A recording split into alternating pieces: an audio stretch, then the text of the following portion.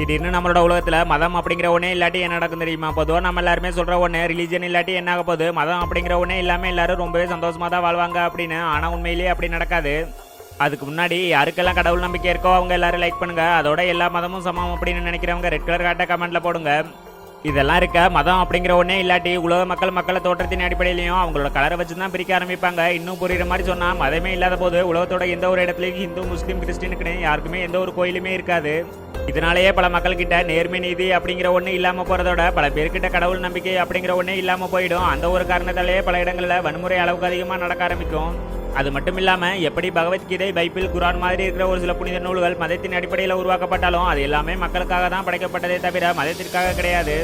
இப்படிப்பட்ட ஒன்றை பத்தி வரலாற்று அறிஞர்கள் என்ன சொல்லியிருக்காங்க அப்படின்னா, மதம் அப்படிங்கிற ஒன்று இருக்கிறதால தான் இன்னும் பல இடங்களில் கலாச்சாரம் அழியாம இருக்குது அப்படின்னும், அப்படி மட்டும் இல்லாட்டி அது எல்லாமே எப்பவே அழிஞ்சிருக்கும் அப்படின்னு சொல்லியிருக்காங்க.